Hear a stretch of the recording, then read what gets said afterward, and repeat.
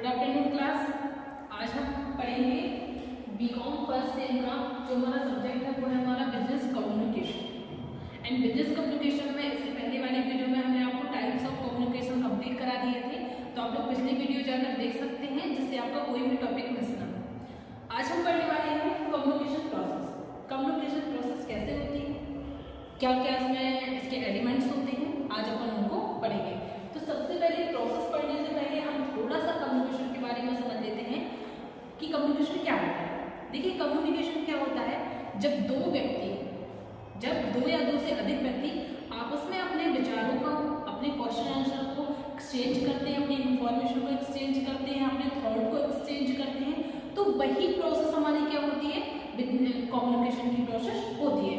सीधी सी बात है, जैसे आप देख सकते हैं जो आपके ये आपको चित्र दिख रहा है, इसमें दो पीपल आमने सामने खड़े हैं दूसरे के, ये अपने इंफॉर्मेशन हो, इनकी इंफॉर्मेशन हो या इनकी कोई भी बात हो, क्वेश्चन या कोई क्वेश्चन कर रहा है, फिर इसका रिस्पॉन्स दे रहा है, तो ये लोग अपनी बातों को एक्सचेंज कर रहे हैं और इनके बीच में क्या चल रही है, प्रोसेस। ये कौन सी चल रही है, कम्युनिकेशन चल रही है, ये प्रोसेस है। इसको अपन समझेंगे, लेकिन सबसे पहले अपन 5 एलिमेंट समझ लेते हैं कि कम्युनिकेशन के कौन कौन से एलिमेंट्स हैं। देखो सबसे पहले है अपना सेंडर। सबसे पहले अपने पास कम्युनिकेशन प्रोसेस के लिए क्या होना चाहिए, सेंडर, जो अपनी बात को बोलता है। सेंडर कौन होता है, जो अपनी बात को बोलता है सामने वाले के लिए। अब देखो सेंडर तो है, अब सेंडर क्या बोलता है, बोलने वाला तो है, लेकिन बोलने वाला क्या बोलता है ये भी तो मैटर करता है। जैसे बोलने वाले के पास कोई बात ही ना हो तो क्या बोलेगा, कोई मतलब ही नहीं है उसके बोलने वाला। जैसे सामने से कोई एक पर्सन निकल के जा रहा है, मैं उनको नहीं जानती, वो मुझे नहीं जानती, हम दोनों के बीच में बोलने वाला कोई मैटर ही नहीं, तो हम क्या बोलेंगे उससे या वो उससे क्या बोलेगा। तो सबसे पहले अपन क्या कौन चाहिए, बोलने वाला, जो बोलेगा, जिसको अपन क्या कहेंगे, सेंडर। तो ये हो गया सेंडर। फिर क्या चाहिए, बोलने वाले के पास बोलने वाली कोई बात होनी चाहिए। बोलने वाला तो है लेकिन बोलेगा क्या, तो उसके पास कोई ना कोई मैसेज होना चाहिए जो वो हमें देगा। XYZ मैसेज हमारा कुछ भी हो सकता है, XYZ कुछ भी हो सकता है अगर बोलने वाला बोलेगा। दूसरा हुआ अपना मैसेज एंड तीसरा हुआ लैंग्वेज। देखो सुनने वाला रिसीवर होता है। अब रिसीवर तो कुछ भी सुन लेगा, तुम जो बोलोगे वो सुनेगा, लेकिन अपनी बात कहाँ आके अटक गई कि उसको समझ में तो आना चाहिए। मैं अभी कोई भी बात आपको चाइनीज लैंग्वेज में बोलूंगी तो आप सुनेंगे, मैं सेंडर हूँ, मेरे पास बोलने के लिए मैसेज भी है, लेकिन यहाँ आके मैं अटक गई हूँ। क्यों, क्योंकि जो लैंग्वेज है वो मेरी डिफरेंट है। कैसी लैंग्वेज है मेरी, डिफरेंट लैंग्वेज है। मतलब मैं तो बोल रही हूँ लेकिन आप सुन भी रहे हैं, लेकिन आप उसको अंडरस्टैंड बिल्कुल भी नहीं कर पा रहे हैं। तो बोलने वाले की वही लैंग्वेज होनी चाहिए जो सुनने वाला अंडरस्टैंड कर सके। फिर नेक्स्ट है हमारा मीडियम। मीडियम का मतलब होता है किस माध्यम से वो बोल रहा है, कोई ना कोई माध्यम होना चाहिए।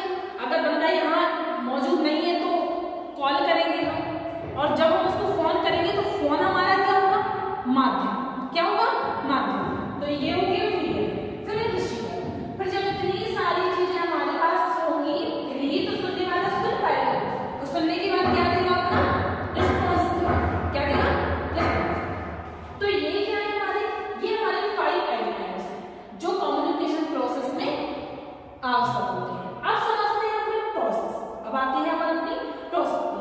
देखो सबसे पहले तो अपन लोग देखते हैं कि यहाँ अपन लोगों को 2 लोग आमने सामने नजर आ रहे हैं।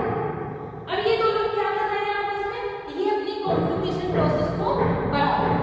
कैसे बढ़ा रहे हैं देखेंगे। सबसे पहले तो इसने अपने माइंड में एक बात सोची, बात मेरी कोई नहीं हो सकती, XYZ। अब इसने बात सोची, इसके माइंड तक वो बात जानी है, लेकिन माइंड तक कैसे जाएगी, क्वेश्चन ये होता है कि माइंड तक जाएगी कैसे। उसने बहुत अच्छे से बात तो सोच ली, भैया उसको दूसरे इंसान के माइंड में भेजना भी है, लेकिन जाएगी कैसे।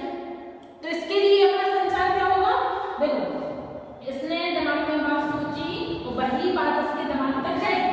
अब ये इसके दिमाग में आएगी वो बात, तो ये भी बोलेगा, लेकिन अभी ये बोल नहीं रहा है, लेकिन वो बोलेगा, है ना। फिर यही बात इसके दिमाग से इसके मुंह में आई, ये आ गई यहाँ से लो, है ना। फिर ये अपनी बात को बोल रहा है, इसके कान तक जा जा रही है ना?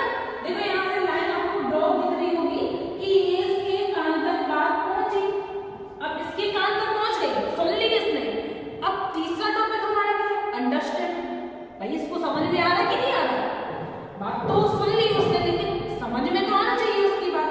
तो यही बात इसने अपने माइंड में अंडरस्टैंड की, उसको समझ में आ गई, अंडरस्टैंड की, उसको समझ में आ गई। अब इसने अपने माइंड में सोच विचार करके अपने मुंह से उसी बात का आंसर देना, तो इसके कान तक जाएगा। और यही प्रोसेस जब हमारी बार बार चलेगी, तो यही क्या है? हमारी कम्युनिकेशन प्रोसेस। जैसे यहाँ दिख रहा है एक सेंडर है, ये तो अपनी पहली वाली बात बोलेगा ना, तो ये पहला कौन हुआ? सेंडर। ये कौन हुआ? रिसीवर। ये इसका मैसेज इसने दिया, इसके कान तक तो गया, लेकिन ये अपने कान से माइंड में ले जाएगा, फिर उस चीज को अंडरस्टैंड करेगा। अंडरस्टैंड करने के बाद ये अपना फीडबैक देगा। जब ये इसका रिस्पॉन्स देगा तो फीडबैक देगा। जैसे अपने एक एग्जांपल और समझ लेते हैं कि किसी ने अपन को चिल्ला दिया, है ना? तो चिल्लाया उसने यहाँ से है, सुना हमने यहाँ है। उसने मेरे ऊपर चिल्लाया ना, तो चिल्लाया तो उसने मुंह से है, सुना मैंने कान तक है। जब तक मैं अपने माइंड में अंडरस्टैंड नहीं करूंगी कि ये किस बात पे चिल्ला रहा है, भाई मेरी गलती है तो ये चिल्ला रहा है, ठीक है चलो, और मेरी गलती नहीं है तो भी ये चिल्ला रहा है, लेकिन दिमाग में अंडरस्टैंड तो करेंगे कि किस लिए चिल्ला रहा है, तभी तो रिस्पॉन्स देंगे।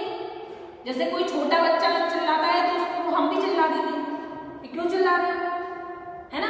तो ये हमारी अंडरस्टैंड जब होगा ना, जब हम अपने बात को सोचेंगे, विचार करेंगे, तो ये है हमारी कम्युनिकेशन प्रोसेस। और साथ ही आप लोगों को बता दें कि बेटा जो आपको day by day topics by topic complete करा रहे हैं, तो आप लोग अपने नोट्स तैयार करते रहें, जिससे आपको परीक्षा में किसी भी प्रकार की प्रॉब्लम ना आए, है ना? अब आप लोग ये नोट कर लीजिए, साथ में ये जितने भी आप लोगों को ड्रॉ करना है तो ये भी कर लीजिए, फिर हम आपको आगे बढ़ाते हैं। Thank you.